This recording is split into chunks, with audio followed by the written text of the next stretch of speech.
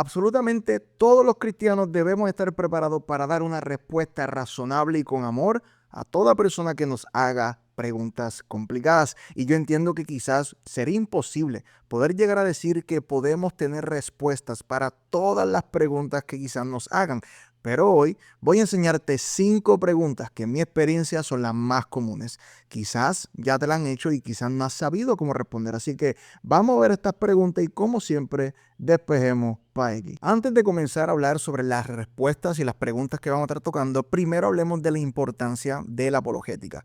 La apologética, para el que no lo sepa, significa meramente hablar en defensa. Así que no queremos ganar discusiones, no queremos ganar debate, lo que queremos es hablar en defensa sobre lo que creemos, compartir nuestra fe con amor, con respeto y que la gente entienda que la fe que profesamos es razonable. Con esto lo que buscamos no es convertir a la gente, pues la conversión de la gente siempre es labor del Espíritu Santo. Lo que nosotros queremos hacer con todo esto es derrumbar barreras mentales que pueda tener la persona a causa de las preguntas que quizás ellos no han logrado responder. Lo que nosotros queremos lograr es que el corazón por lo menos vea el cristianismo como una opción que sea razonable. Así que comencemos con la primera pregunta sobre la existencia de Dios. Y obviamente no es solamente responder un sí, tenemos que dar razones por las cuales creemos esto que estamos hablando, tenemos que dar razones de las respuestas que estamos dando. Y para responder esta primera pregunta, vamos a utilizar un argumento conocido como el argumento cosmológico Kalam. La estructura de este argumento es de la siguiente manera. Todo lo que comienza a existir tiene una causa. El universo comenzó a existir, por lo tanto, el universo tiene una causa. Así que vamos a estar demostrando que dado que el universo comenzó a existir, existe una causa y esa causa es Dios. ¿Ok? Así que la pregunta aquí que estamos tratando de responder es cómo podemos probar que el universo tuvo un comienzo, porque de aquí parte nuestro argumento. Y aquí, para sorpresa de muchos, es la misma ciencia la que nos provee la evidencia que necesitamos. La ciencia, por ejemplo, con la teoría del Big Bang, ha logrado confirmar que el universo no es estático, o sea, no es eterno. Más bien el universo comenzó a existir en un momento finito en el pasado y entonces este universo ha estado expandiéndose a lo largo de su historia. Así que cuando preguntan por la evidencia de la existencia de Dios, señalamos que el universo comenzó a existir. Por lo tanto, debe existir una causa, un causante que esté fuera del universo, fuera de espacio, tiempo y materia, que sea sumamente poderoso y personal porque decidió darle comienzo al universo que antes no existía. Y si te pones a pensar realmente en esta descripción de la causa que estamos hablando de una descripción que se parece muchísimo al Dios que discutimos en la Biblia. Pero si Dios existe, la pregunta obvia vendría a ser la siguiente. ¿Por qué permite el mal y el sufrimiento? Esto se conoce como el problema del mal y es uno de los mayores desafíos para nosotros que estamos en la fe. ¿Cómo puede un Dios tan bueno permitir el mal? Aquí hay 2 preguntas o 2 respuestas, mejor dicho, clave. Primero, el libre albedrío y segundo, el propósito que puede surgir por medio del sufrimiento. Dios nos dio el libre albedrío, nos dio libertad para elegir y el amor verdadero solo puede existir si hay libertad, pero esta libertad también permite el mal. O sea, para que realmente pudiéramos ser libres, Dios debe crear un mundo en el cual sea posible la existencia del mal. Dios no crea el mal, Él solamente crea la posibilidad del mal.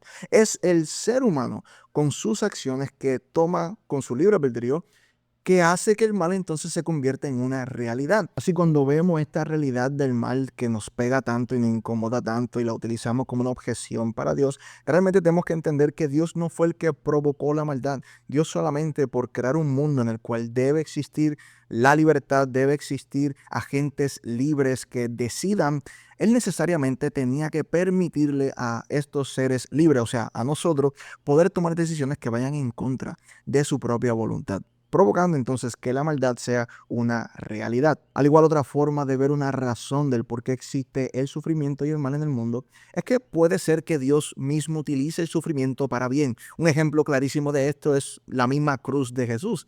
Esto fue un acto terrible, un acto atroz, pero Dios lo utilizó para traer esperanza en la humanidad. Así que Dios mismo puede utilizar el mal para su propósito. Muy bien, Dios pudo haber creado este mundo que permite la maldad porque iba a ser el mundo en el cual la mayor cantidad de personas terminaran juntamente con Él. Y esto lo hemos visto con muchas personas que quizás han llegado a los pies de Cristo por una experiencia muy bonita en la iglesia, pero hay otros que han llegado a los pies de Jesús porque han vivido sucesos horribles en su vida. El sufrimiento para esta persona fue realmente un megáfono de parte de Dios que lo utilizó para tocar las puertas de sus corazones. Adicionalmente, debemos recordar que el mal no es el fin de la historia. Apocalipsis 21:4 promete que Dios va a eliminar el sufrimiento. Pero nuevamente, con esto entonces surge otra pregunta. La pregunta sería, ¿cómo sabemos que podemos confiar en estas promesas que dice la Biblia? O sea, ¿cómo sabemos que podemos confiar en la Biblia, específicamente en el Nuevo Testamento? Lo que muchos quizás no logran entender es que la Biblia no es simplemente un libro espiritual, también es históricamente confiable. Y esto lo sabemos gracias a una disciplina conocida como crítica textual. Esta disciplina se encarga en la reconstrucción de los escritos antiguos, una disciplina que es muy importante porque sin ella no sabríamos realmente si podemos confiar o no en los documentos antiguos. Por ejemplo, esta disciplina nos ayuda a entender si la Biblia que tenemos hoy día son escritos que son fieles a lo que el autor quizás escribió originalmente, o lo que tenemos hoy quizás sea una completa modificación y no es nada parecido al original. Pero para poder realizar esta reconstrucción y recuperar los escritos originales, necesitamos lo que llamamos manuscritos de la obra en cuestión. Actualmente no tenemos escritos originales de la Biblia, y esto para muchos ateos o escépticos es un problema, pero de igual forma no tenemos manuscritos originales de ninguna obra antigua. Así que cuando hablamos de manuscritos nos referimos a las copias que tenemos disponibles de estos escritos antiguos. A medida que tengamos mayor cantidad de estas copias, estaremos en una mejor posición para realizar tal reconstrucción. La pregunta viene a ser entonces, ¿cuántas copias o manuscritos del Nuevo Testamento es que tenemos? Pues la respuesta es que hay más de 25,000 manuscritos del Nuevo Testamento, y esto es muy superior a las obras antiguas como las de Homero o Aristóteles. Cuando comparamos las copias que tenemos de los escritos clásicos como Tácito, Homero, Suetonio o Plutarco, en promedio pues tenemos unas 200, 300 copias.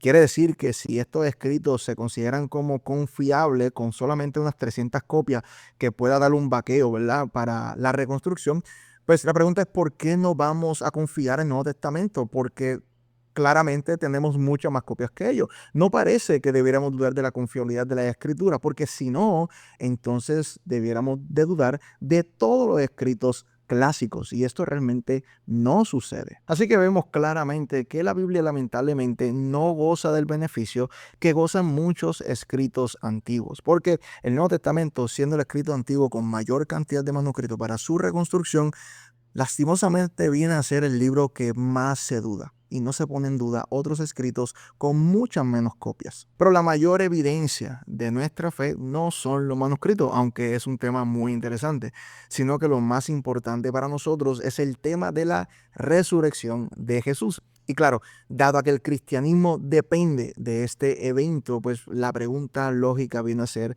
¿cómo podemos estar seguros de que Jesús resucitó? Bueno, Gary Habermas tiene una forma peculiar de tratar este tema. Él no solamente argumenta un caso sólido, sino que utiliza puntos en común que tiene con personas que son escépticas. Así que él no solamente utiliza datos que él considera favorables, sino que utiliza los datos que la gran mayoría de los académicos están de acuerdo. Y con esto entonces él comienza a desarrollar su caso a favor de la resurrección. Esto vendrá a ser los puntos que Gary Habermas utiliza en su caso. Punto número 1 es que Jesús murió en la cruz. Punto número 2 es que sus discípulos creyeron que lo vieron resucitado. Punto número 3 es que Pablo y Santiago, antes escépticos, cambiaron radicalmente tras afirmar que vieron a Jesús vivo. Y por último, utiliza la tumba que estaba vacía. Así que estos son creencias que no tan solamente Gary Habermas tiene o nosotros como creyentes tenemos, sino que vienen a ser cosas que también historiadores no cristianos afirman como verdadero sobre el relato de la resurrección. Entonces, dado que estas cosas se aceptan históricamente hablando, hay que preguntarnos cuál es la explicación más coherente para este listado de cosas. A mí me parece que lo que mejor explica que los discípulos hubieran creído que vieron a Jesús resucitar, que los escépticos ahora afirmen ver a Jesús vivo y que la tumba estuviera vacía, es que en efecto Jesús resucitó. Algunos dicen que la explicación más lógica es que los discípulos tuvieron alucinaciones por el dolor tan grande que sintieron cuando perdieron a su maestro. Pero esto realmente no explica por qué Pablo hubiera afirmado haber visto a Jesús resucitado. Pablo no fue un discípulo cuando Jesús murió, así que ¿por qué iba a tener una alucinación con él?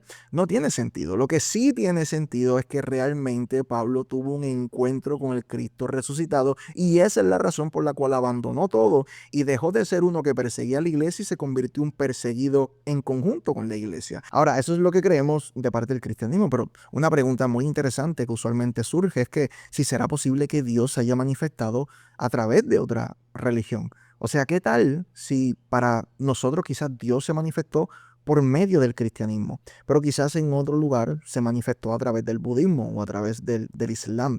¿Qué tal si todas las religiones realmente son distintos caminos que nos conducen al mismo Dios? Aquí lo que debo de entender es que el cristianismo reconoce que todas las culturas pueden reflejar destellos de algún tipo de verdad, como por ejemplo la búsqueda de la justicia. Consideramos como un valor verdadero la idea de que el ser humano tiene valor, la idea de que existe un ser supremo, la idea de un acto de creación. Consideramos que esto es verdadero, lo llamamos como revelación general, lo que Dios muestra a través de la creación y la conciencia. Y esto es accesible para todos, tal como Romanos 1:20 dice, que el Dios invisible se manifestó de forma visible por medio de su creación.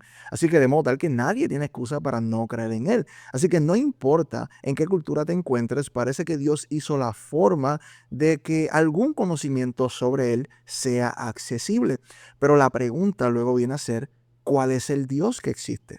Una cosa es que la cultura llegue a la conclusión de que un Dios existe, pero otra muy diferente es cómo es el Dios que existe.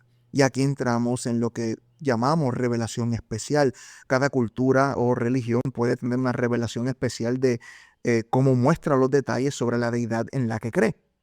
Y aquí es donde no podemos decir que todos los caminos conducen al mismo Dios. No podemos decir que el mismo Dios se manifestó de formas distintas en distintas culturas, porque estas revelaciones especiales, que son detalles sobre el Dios que existe, pues vendrían a ser distintas, vendrían a ser contradictorias. Así que la pregunta es, ¿por qué Dios se revelaría de formas contradictorias en distintas culturas?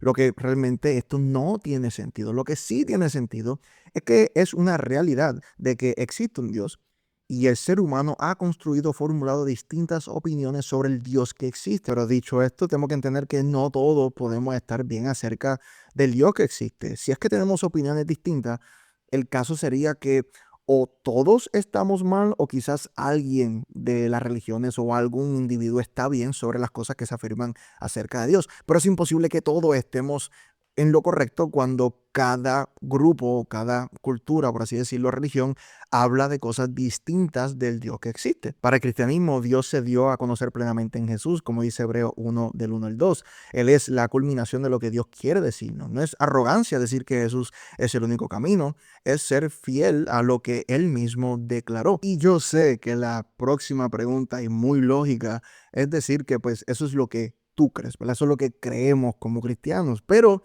¿qué nos hace pensar que lo que creemos es realmente cierto? O sea, ¿qué nos hace pensar que de toda la religión el cristianismo es el camino correcto? Pues voy a dejarte aquí en pantalla un video en donde te muestro de la A a la Z una defensa a favor del cristianismo, en donde te expongo por qué el cristianismo es la religión que tiene la mejor interpretación, la interpretación correcta sobre el Dios que existe. Así que te lo dejo en pantalla y nos vemos en el próximo video.